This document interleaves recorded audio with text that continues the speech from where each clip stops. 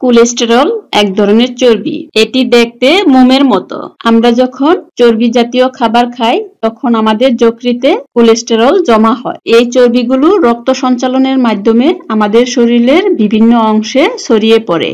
যদি অতিরিক্ত পরিমাণে চর্বি জাতীয় খাবার খাওয়া হয়, এই অতিরিক্ত চর্বিযুক্ত খাবার ধমনীর মধ্যে জমা হয়ে রক্ত চলাচলে বাধা তৈরি করে, ফলে বিভিন্ন শারীরিক সমস্যা দেখা দিতে পারে, যেমন হাই ব্লাড প্রেশার এবং হৃদযন্ত্র ঘটিত নানান ধরনের রোগ। কোলেস্টেরল মূলত দুই ধরনের হয়ে থাকে, যেমন HDL, LDL.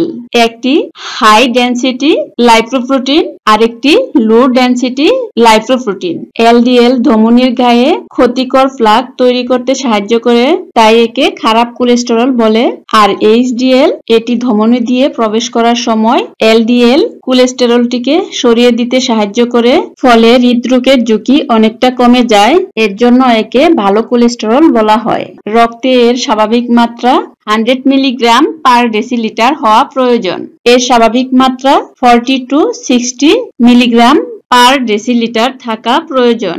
Lipid profile test বা সহজ কথায় রক্ত পরীক্ষার মাধ্যমে যদি কোলেস্টেরলের মাত্রা বেশি দেখা যায়, তখন আমরা অনেকেই বুঝতে পারি না যে কি খাবো আর কি খাবো না, ফলে আমরা অনেকেই নানান রকমের সমস্যায় পড়ে যাই। আপনি জেনে খুশি হবেন যে কিছু খাবার রয়েছে যে খাবারগুলো কোলেস্টেরল নিয়ন্ত্রণ করতে সাহায্য করে। তাই আমরা এখন জানবো কোলেস্টেরল নিয়ন্ত্রণের জন্য কি কি খাবার খাওয়া প্রয়োজন আর কোন কোন খাবার একদম খাওয়া উচিত নয়। ক্ষতিকর কোলেস্টেরল নিয়ন্ত্রণ করার জন্য আমাদের কিছু খাবার এড়িয়ে চলা প্রয়োজন। এখন আমাদের জানা প্রয়োজন কোন কোন খাবার খাদ্য তালিকা থেকে বাদ দিয়ে কোলেস্টেরল নিয়ন্ত্রণ করা যায়। সাধারণত এই তালিকায় প্রথমত যে নামটি উঠে আসবে এর মধ্যে হলো যে কোনো ধরনের তেলে ভাজা জাতীয় খাবার। তেলে ভাজা খাবার আমাদের স্বাস্থ্যের জন্য অনেক ক্ষতিকর, তা আমরা সবাই জানি। এতে থাকে অস্বাস্থ্যকর ফ্যাট, আর উচ্চ তাপমাত্রায় তৈরি হয়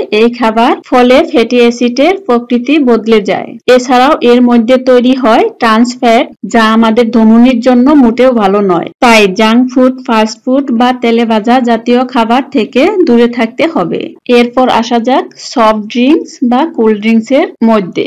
বিশেষজ্ঞরা বলেন যে এই ধরনের যে কোনো নরম পানীয় আমাদের স্বাস্থ্যের জন্য ক্ষতিকর। এর থেকে হওয়া ক্ষতির পরিমাণ প্রচুর, যেমন মোটা হয়ে যাওয়া, পেটের সমস্যা সহ যাবতীয় ক্ষতির সঙ্গে যুক্ত হয় কোলেস্টেরলের বিষয়টি। এর থেকে তৈরি হয় শরীরে খারাপ কোলেস্টেরল। এই ধরনের সফট ড্রিঙ্কসে প্রচুর পরিমাণ সুগার থাকে। এই উপকরণটি এলডিএল এর মাত্রা বহুগুণ বাড়াতে সাহায্য করে। এছাড়াও ট্রাইগ্লিসারিডের মাত্রা বাড়িয়ে দিতেও সাহায্য করে। তাই যতই প্রিয় হোক না কেন এই খাবারগুলো থেকে এড়িয়ে থাকতে হবে, এবং কি এগুলো থেকে দূরে থাকতে পারলে আপনার কোলেস্টেরলের মাত্রা নিয়ন্ত্রণে থাকবে।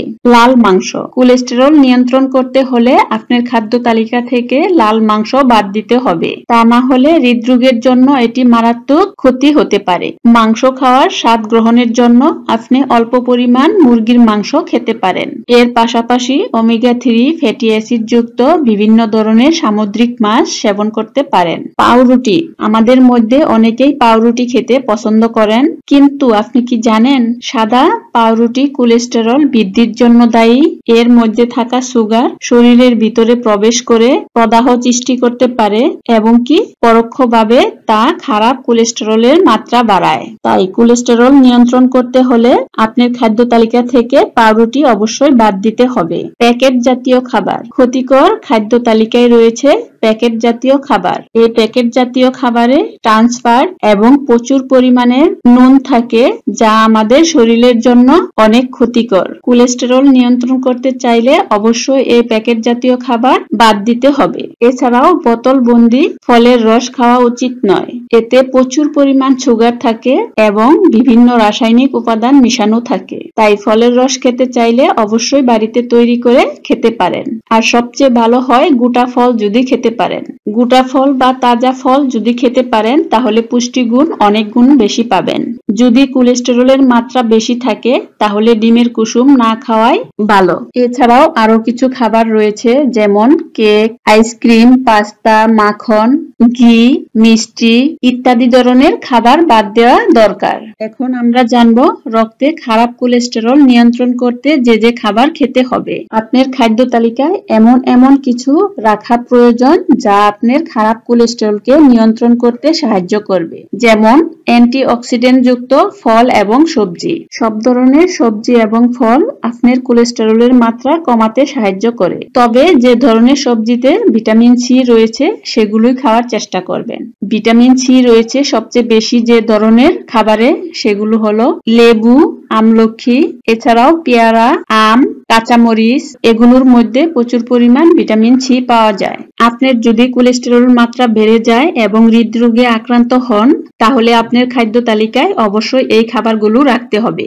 রসুন কোলেস্টেরলের মাত্রা নিয়ন্ত্রণে রাখতে সবচেয়ে বড় হাতিয়ার হলো রসুন। গবেষকরা বলেছে রসুন শরীরের খারাপ কোলেস্টেরলকে কমায় এবং হৃদযন্ত্র ভালো রাখে। আপনি প্রতিদিন খালি পেটে একটি করে রসুন খেতে পারেন। রসুনে রয়েছে অ্যালসিন যৌগ যা আপনার কোলেস্টেরলের মাত্রাকে নিয়ন্ত্রণ করতে পারে এবং কি যৌন শক্তিও বৃদ্ধি করতে সাহায্য করে।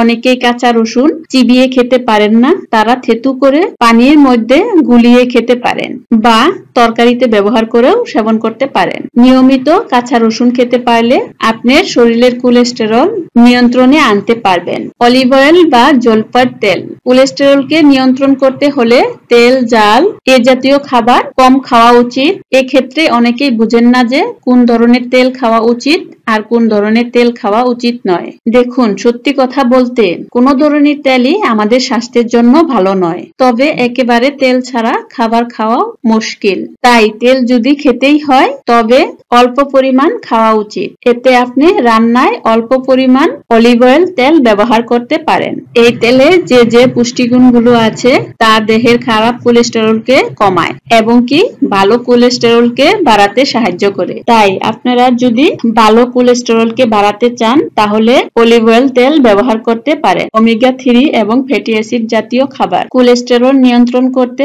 ওমেগা 3 এবং ফ্যাটি অ্যাসিড জাতীয় খাবার গুরুত্বপূর্ণ ভূমিকা পালন করে। গবেষণায় দেখা গেছে যে যারা সপ্তাহে 2-3 দিন ওমেগা 3 এবং ফ্যাটি অ্যাসিড জাতীয় মাছ খান তাদের ক্ষেত্রে দেখা যায় উচ্চ রক্তচাপ এবং হৃদরোগের সমস্যা অনেকটাই কম। তাই আমাদের খাদ্য তালিকায় ওমেগা 3 এবং ফ্যাটি অ্যাসিড জাতীয় খাবার রাখা উচিত, যেমন সামুদ্রিক মাছ। তবে সবার ক্ষেত্রে সামুদ্রিক মাছ খাওয়া সম্ভব নয়, সেক্ষেত্রে চিয়া সিড, চিসি বিট, আখরোট আপনার খাদ্য তালিকায় রাখতে পারেন। এই খাবারগুলো নিয়মিত সেবন করতে পারলে আপনার কোলেস্টেরলের মাত্রা ধীরে ধীরে কমে আসবে এবং কি আপনি সুস্থ থাকবেন। আজকে এ পর্যন্তই, আবার কথা হবে পরবর্তী ভিডিওতে। ভিডিওটি ভালো লাগলে একটি লাইক দিবেন। সবাই ভালো থাকবেন, সুস্থ থাকবেন। আসসালামু আলাইকুম।